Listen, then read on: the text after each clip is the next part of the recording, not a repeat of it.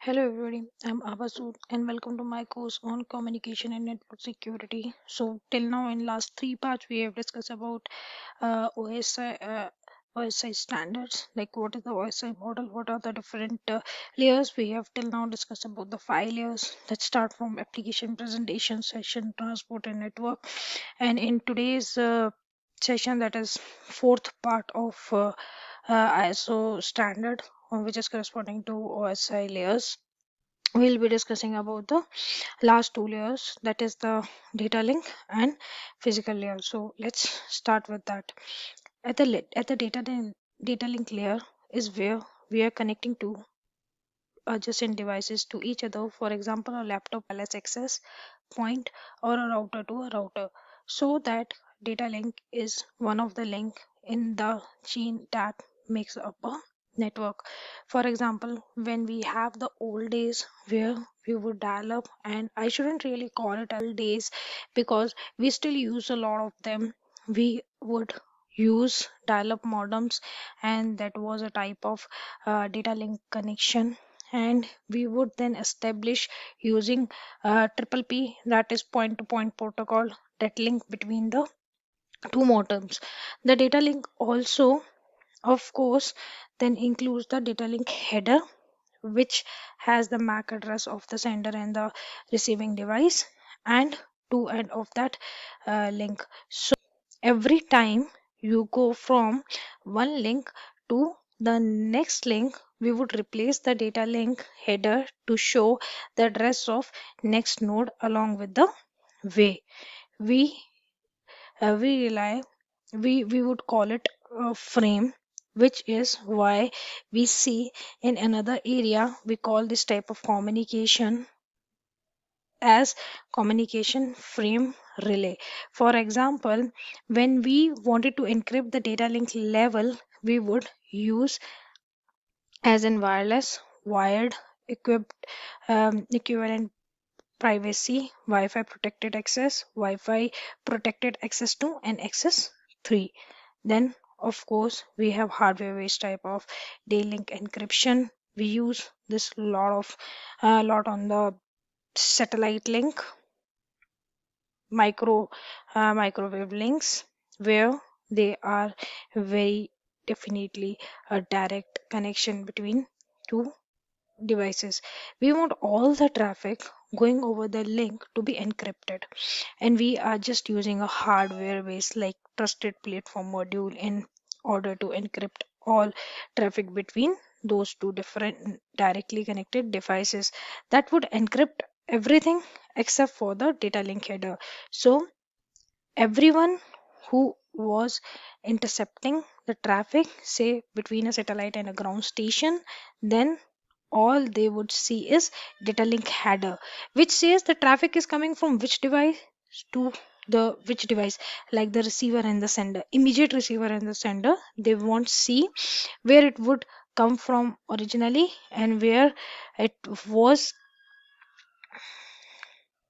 where it will go to after that. It means it will not be able to see the initial source and the final destination. It can only see at that moment from which source it is coming and to which destination it is going. So this is very helpful, if some type of attack has come, so in between they basically steal the data packets, but they didn't get the information from a header and the body is encrypted, so they will not get the data. So the next type of layer which we are having as a last layer is a physical layer. So we have wired, wireless and fiber type of connections. Wired, for example, we have all of the various flavors of thicknet and thinnet, and cat 3, cat 5, cat 5e, and of course cat 6 and cat 7.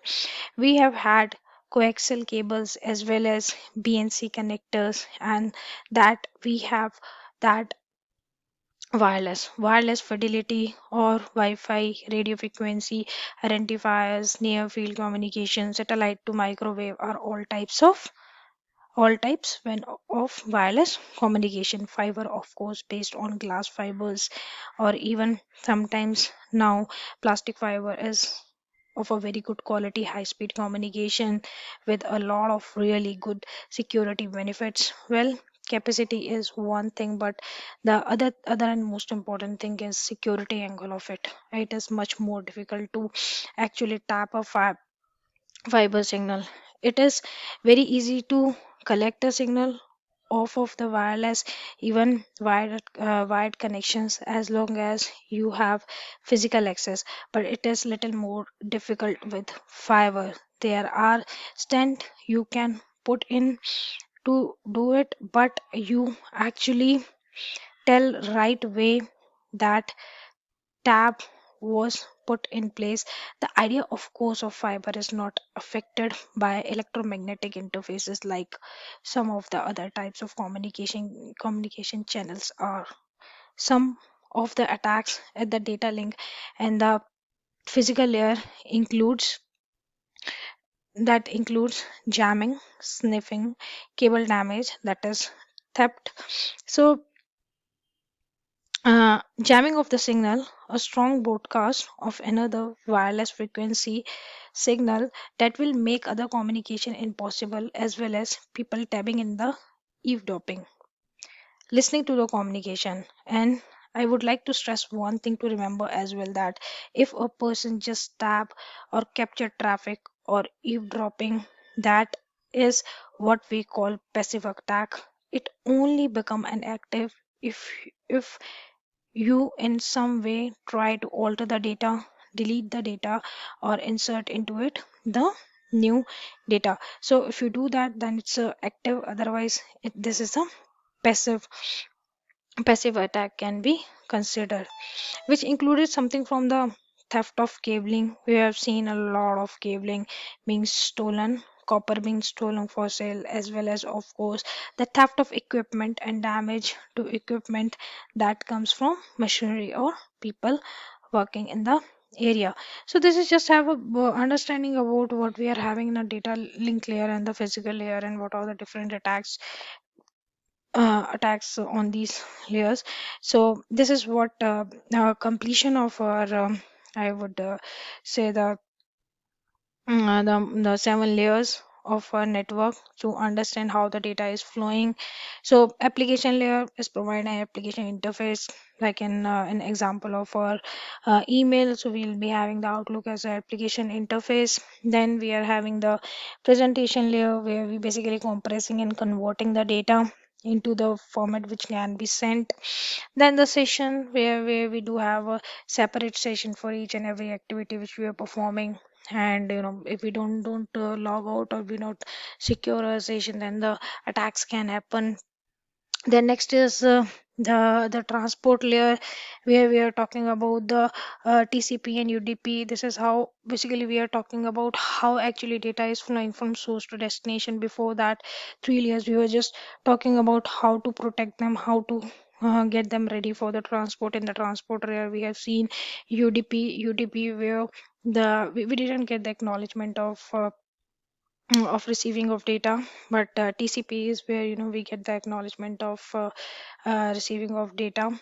And this is like talking about the end-to-end encryption in this phase.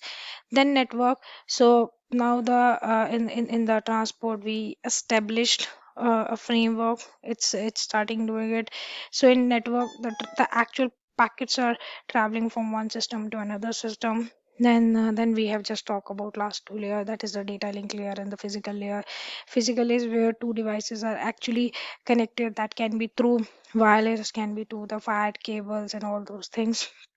And data links is where we were saying the Ethernet switches, bridges, or point to point protocols has been mentioned. So this is just what we are having the 7 layers, and what activity each and layer is every layer is performing. So in the next session, we'll be discussing about the difference between OSI model and TCP/IP model, and what we understand TCP/IP models and how these two models are different. So let's connect again in the next session.